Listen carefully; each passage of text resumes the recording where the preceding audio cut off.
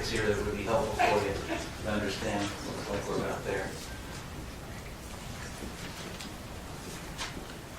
Perfect. Okay. Now you're heading. Okay. So the proposed power plant. The first point to make is it's really interesting to see that CO2 reductions have been occurring in Virginia. Since 2005, we chose 05 because that was the baseline that was chosen by the President in his executive order. You can see that our CO2 emissions have dropped as low as 38% down from that baseline in 2012. They're back up a little bit. You know, that's some of that's the economy, and some of that is a shift in natural gas that has been occurring as a result of gas prices in any case. But we actually rank about 7th in the nation for CO2 reductions that have already transpired, and that 38% reduction in 2012 will form the basis of one of the comments that I'll talk about later. So our current generation mix is fairly diverse. It doesn't have much renewable in it, but we're about 40% nuclear, about 35% natural gas, and about 20% coal. That coal percentage has dropped a lot in the last few years because of the price of natural gas. So that's what our generation mix is at present. The 4 building blocks that Frank mentioned are the basis of EPA's rule. And these are the 4 ways that they have set out for states to meet the goal that they will have set. And as you'll see, it's a different goal for each state. The first one is to improve the heat rate of existing coal plants. Their theory is that that existing coal plants can improve their operating practices in such a way that they can get about 6% improvement in carbon intensity, decrease in carbon intensity.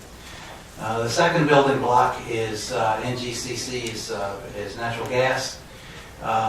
Is to convert from coal to natural gas. Not only that, but to get to a 70% utilization of natural gas, which would mean that that states would guarantee at least a 70%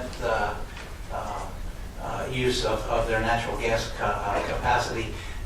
As you know, the way utilities operate is it's based on cost of generation, and they may change the mix of how they generate based on what the least expensive fuel is at that particular time. This would say, irrespective of the price of generation, you'd have to have 70% generation of coal. Third building block would be to increase the percentage of generation that is from renewables, and it would and this is one of our key points. We aren't given credit for any more than 6% of our existing nuclear. Nuclear, as you know, is a carbon neutral generation technology. They came up with that 6% number based on trying to an estimate of the percentage of the fleet nationally that was at risk of closing down, and the idea was to avoid the retirement of that part of the nuclear fleet. You get credit for new nuclear going forward, but as the rule is written right now, there's only credit for 6% of existing nuclear. And then the fourth component is energy efficiency. From winterizing homes to some programs that some of our utilities already have in place that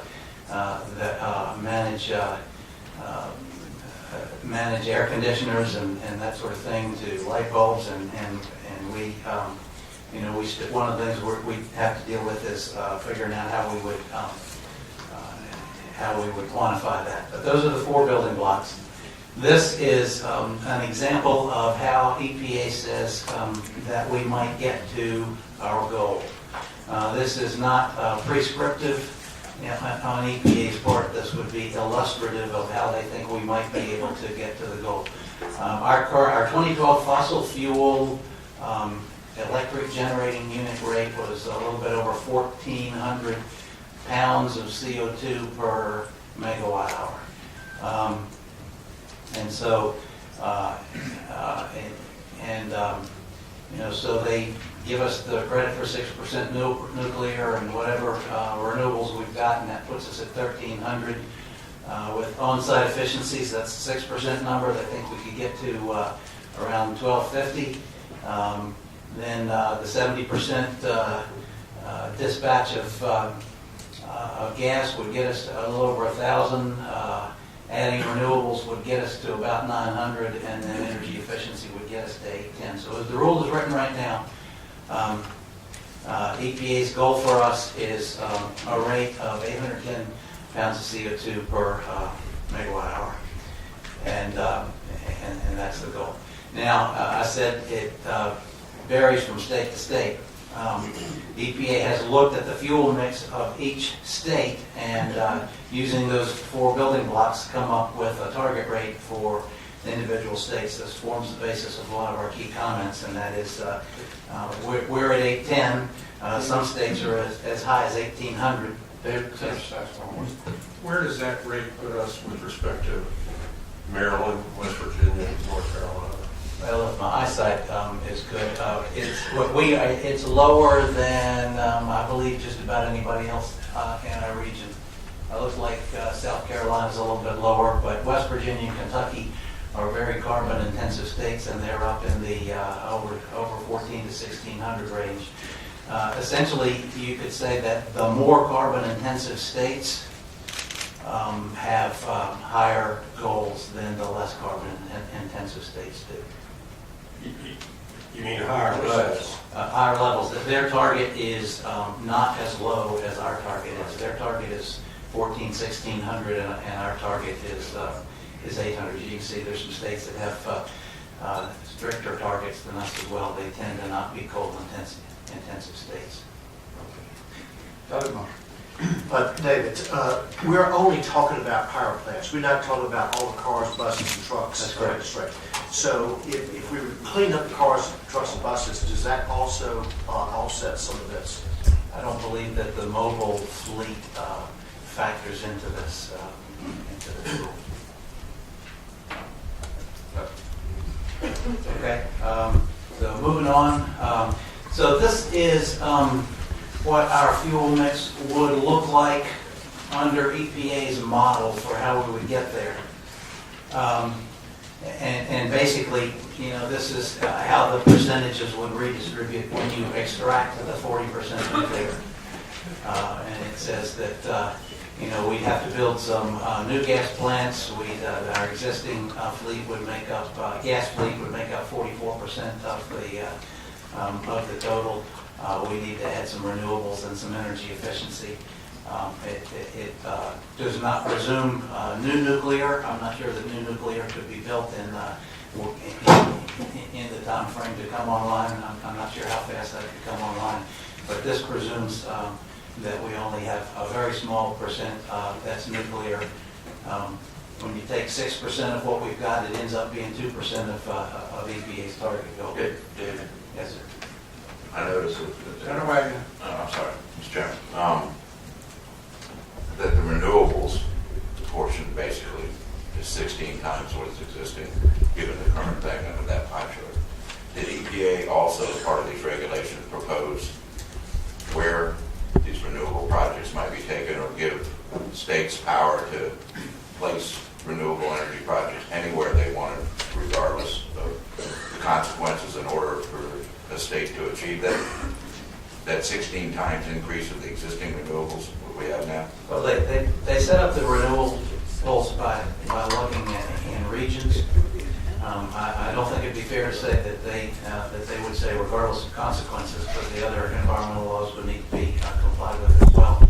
We do believe that that the regional approach that they've taken for us probably overestimates what's possible in the short time frame for Virginia to reach with renewables, but that's just our best projection at this point. And Mr. Chairman, one more question. Did anything in your comments back to the EPA indicate by the time these rules are adopted, the time frame it takes to get the license, go through all the hurdles of putting a new nuclear power plant in before one even tries to go out and get the $10 billion to actually have that,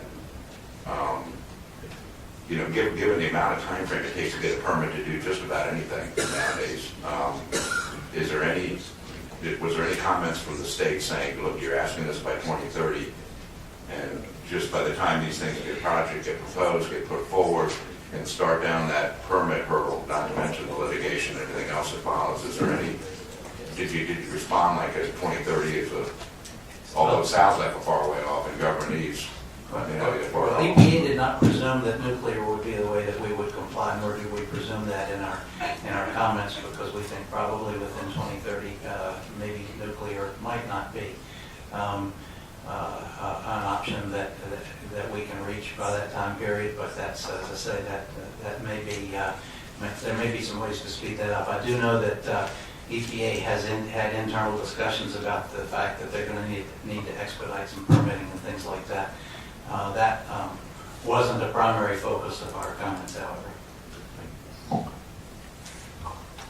So where we are in the process right now, Frank gave you a little bit of a rundown on this, is we've submitted our comments. Comments from everybody are due by December the 1st. That's a few months later than what the original due date was.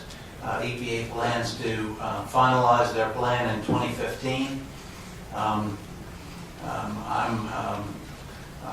mildly optimistic that there are going to be some changes to the plan.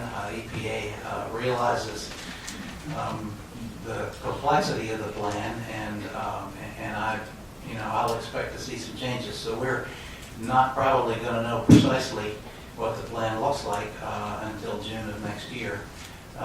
Then they want us to have submitted compliance plans by 2016 with the final plans of 2017. They've got a 2018 date in there if we were to submit plans to have a multi-state trading organization as our compliance tool. I would say as far as DEQ is concerned, we haven't gotten that far. As we look at compliance, number one, we got to figure out what's in the rule and what we're faced with, and I think we'd say that all options are on the table in terms of trying to figure out what our compliance options are, and then the state plans become effective with an interim goal in place, and then the final compliance is by 2030. One of the things EPA says that that their target is 30%. If you talk to them, they'll say that's a projection and not a goal. That this is a technology-based approach to it, and they project that if this rule were implemented as they've put it forward, that it would result in about a 30% reduction. Mr. Chairman. No, you have a question for Director Bates? Absolutely. And this may go back to sort of the very beginning, but I want to, what's the baseline? We talk about the reductions, the baseline an averaged number, is it a specific year? How do we calculate the reduction?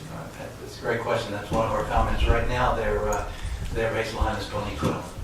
And they've driven everything off of 2012. Okay, so Mr. Chairman. So that if I may, that actually would result in a 30% reduction from a 38% reduction based on the 05 baseline. That's what I was going to ask. And so I was looking at your first slide where you have the reductions percentages. Is that all based off of 2005?